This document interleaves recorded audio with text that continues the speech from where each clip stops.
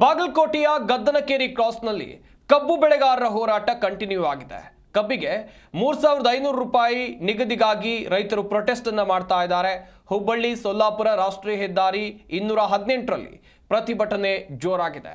ರಾಜ್ಯ ಸರ್ಕಾರದ ವಿರುದ್ಧ ಘೋಷಣೆಯನ್ನ ಕೂಗಿ ಆಕ್ರೋಶವನ್ನ ವ್ಯಕ್ತಪಡಿಸ್ತಾ ಇದ್ದಾರೆ. ಸಂಚಾರಕ್ಕೆ ತೊಂದರೆ ಮಾಡದಂತೆ ಪೊಲೀಸರು ಕಬ್ಬು ಬೆಳೆಗಾರರ ಬಳಿ ಮನವಿಯನ್ನ ಮಾಡಿಕೊಳ್ತಾ ಇದ್ದಾರೆ.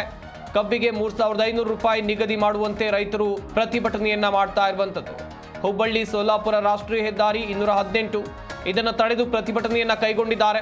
ದೊಡ್ಡ ಮಟ್ಟದ ಆಕ್ರೋಶ ಕಬ್ಬು ಬೆಳೆಗಾರರಿಂದ ವ್ಯಕ್ತವಾಗ್ತಾ ಇದೆ.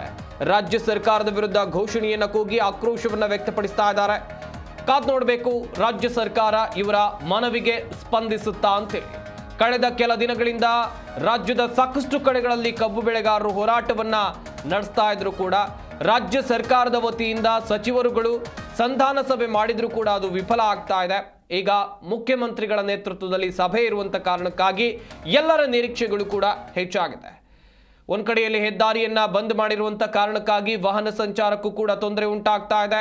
ಪೊಲೀಸರು ಕಬ್ಬು ಬೆಳೆಗಾರರ ಬಳಿ ಮನವಿಯನ್ನ ಮಾಡ್ಕೊಳ್ತಾ ಇದ್ದಾರೆ, ದಯವಿಟ್ಟು ವಾಹನ ಸಂಚಾರಕ್ಕೆ ಅನುವು ಮಾಡಿಕೊಡಿ ಅಂತೇಳಿ. ಆದರೆ ಆಕ್ರೋಶ ಭರಿತ ರೈತರು ಕಬ್ಬು ಬೆಳೆಗಾರರು ಹೆದ್ದಾರಿಯ ಮಧ್ಯದಲ್ಲೇ ಕುಳಿತು ಪ್ರತಿಭಟನೆಯನ್ನ ಮಾಡ್ತಾ ಇರುವಂತ ದೃಶ್ಯಾವಳಿಗಳನ್ನ ನೀವಿಲ್ಲಿ ನೋಡ್ತಾ ಇದ್ದೀರಾ. ಬಾಗಲಕೋಟೆ ತಾಲೂಕಿನ ಗದ್ದನಕೇರಿ ಕ್ರಾಸ್ ಬಳಿ ಅನ್ನದಾತರ ಆಕ್ರೋಶ ಮುಗಿಲು ಮುಟ್ಟಿದೆ. ಒಂದ್ ಕಡೆಯಲ್ಲಿ ಹೋರಾಟ ಆರಂಭ ಆಗಿದೆ.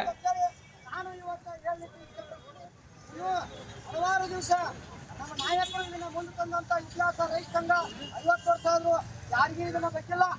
ಸರ್ಕಾರವನ್ನ ಯಾವ ರೀತಿ ಕೆಲಸ ತಗೋಬೇಕನ್ನೋದು ರೈತರಿಗೆ ಗೊತ್ತೈತಿ.